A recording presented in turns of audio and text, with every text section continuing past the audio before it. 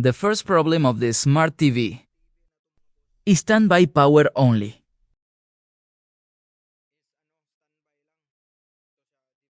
This is the brand and model of this Devant Smart TV.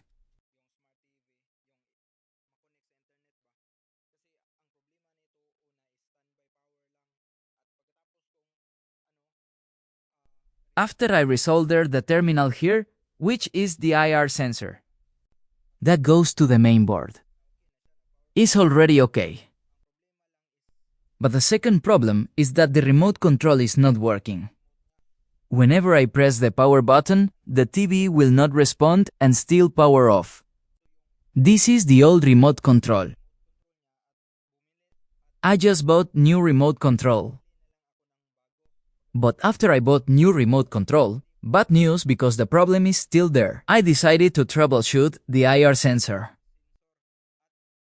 And I'll look online for the same model and serial number.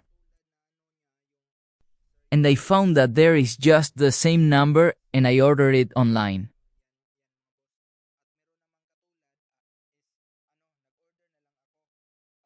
Then, after 1 week, the product arrived.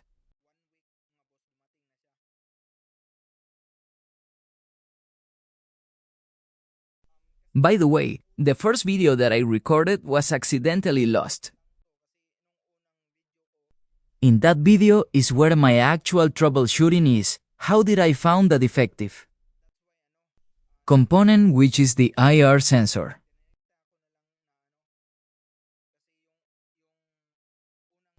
That's why I just shortcut this video and go directly to this part. This is now the package containing the IR sensor that I ordered online.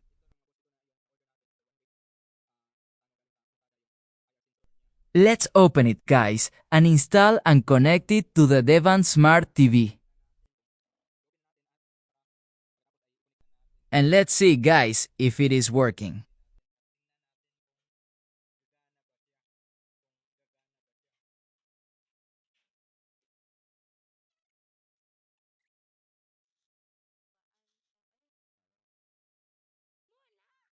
This is the new IR sensor, guys, that I ordered online.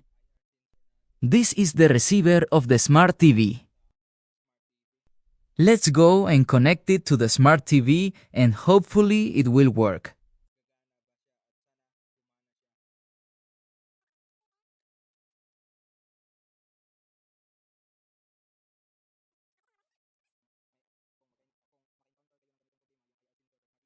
If you encounter the same problem and if you want to order IR sensor online, be sure that the serial number is just the same with the original, even though you cannot see the word serial number.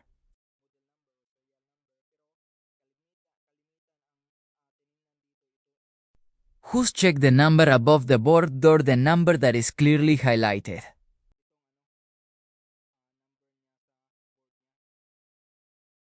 On the IR sensor board.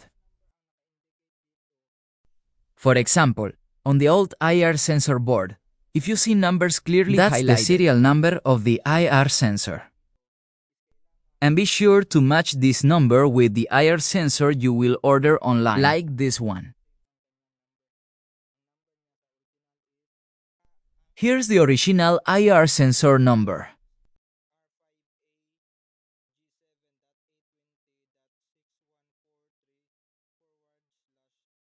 And the one I ordered online has the same exact numbers as you can see on the video. This is very important to check the exact serial numbers or else the replacement will not work.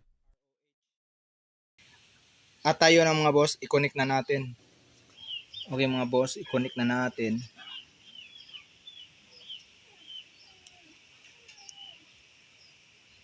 Okay. At i-try natin siya. I-try natin siyang i-power on.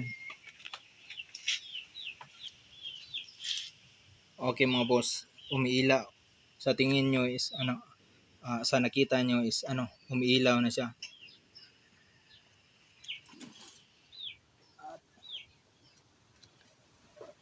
Ako rin connect.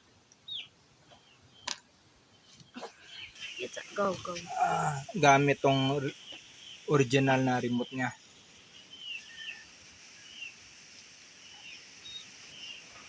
Okay mga boss. Okay na siya mga boss kasi tingnan nyo dito yung nagbi-blink na siya ng blue light at saka nag-power on na siya. At i-try nating i-press yung home button niya kung gumana na ba siya. YouTube. At okay mga boss, gumana na talaga siya. At tingnan natin mga boss, i-try natin sa YouTube.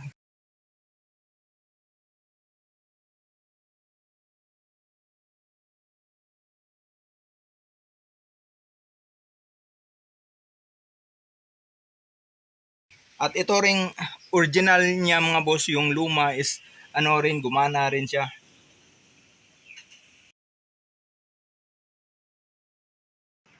So okay mga boss, goods na goods yung IR sensor na nabili natin. Select tayo dito. Kabaliktad to mga boss, ko lang to para saglit lang para makita nyo. Select tayo dito. Tingnan natin yung volume niya. Okay mga boss.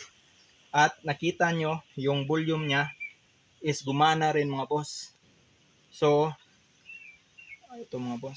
Hindi ko pala na-connect yung sa speaker niya mga boss. At least nakita nyo mga boss is okay na talaga siya yung volume niya. At yan ang paraan kung paano mag-repair ng smart TV mga boss na standby power lang. Sundin nyo lang ang step by step na ginawa ko. Thanks for watching mga boss. See you on the next video and God bless mga boss.